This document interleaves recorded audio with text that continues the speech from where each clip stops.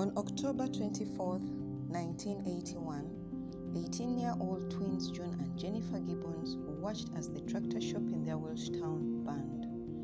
They stared at the glowing building as flames kicked their way through the roof and thick smoke billowed into the night sky.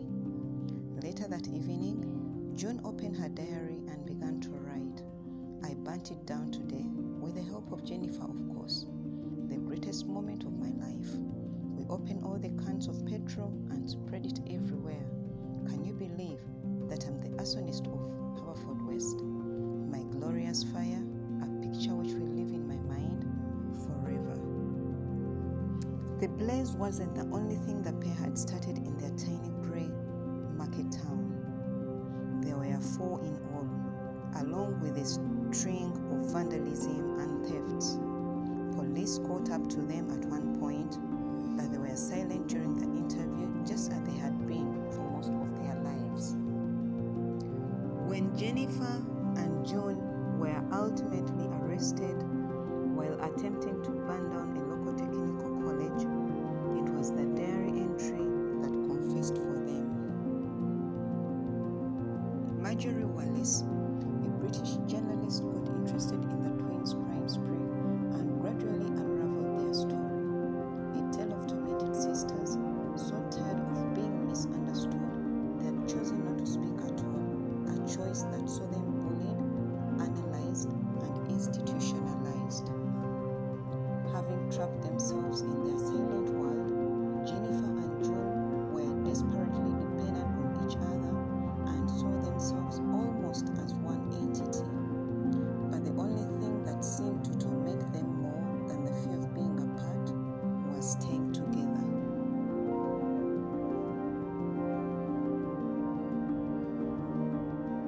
June and Jennifer were born on April 11, 1963. Their parents had immigrated to UK from Barbados 3 years earlier, and their father became a technician with the Royal Air Force. The girls were led to speak, and when they did, their words were muffled, which made it difficult for the family to understand.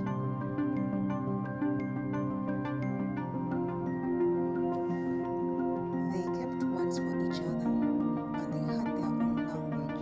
Jennifer said, when me and my sister spoke, we knew what we were saying, and my mother had to guess. We had our language. Me and my sister spoke, we knew what we were saying. My mother had to guess what we were saying, and she was one that was a bit worried about us. Their silence, their dependence on each other, and the color of their skin saw them heavily bullied at school in Haverfordwest to the point that they were allowed to leave 5 minutes early so that they could walk home in peace. In 1976, Dr. John Rees, visiting the school to administer vaccinations, noticed their strange behavior. No girls spoke. They walked with heads down, almost synchronized, and appeared to be in a sort of trance. They were totally expressionless. You spoke to them, they didn't react, and he had never seen anything like it before. The pair was sent to a special school for special education the following year on their 14th birthday. The psychological team attempted to break their self-isolation by separating them, although they had also written letters asking to be kept apart, but the reality of it proved destructive. June stopped eating, she stopped moving, she stopped dressing up, and she would just sit and cry. And they obviously had to bring them back together. June and Jennifer left school at 16 and retreated once again to their room. They played richly imagined games with their dolls, devoured books, and absorbed themselves in writing. The girls only spoke to their younger sister Rosie, but even that eventually stopped.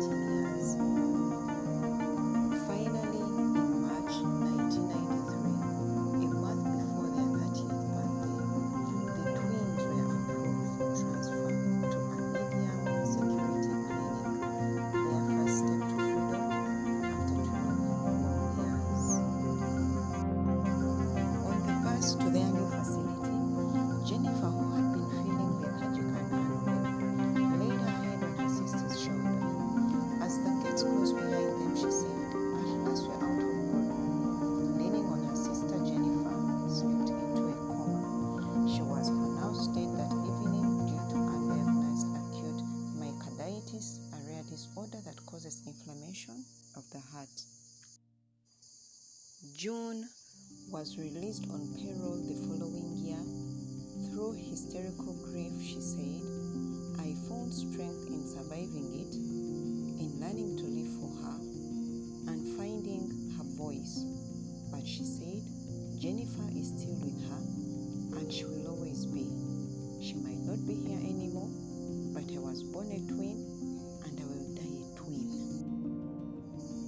Jennifer is now buried under a headstone graved with a poem written by June, reading, "We once were two, we two made one, we no more two. Through life, be one. Rest in peace."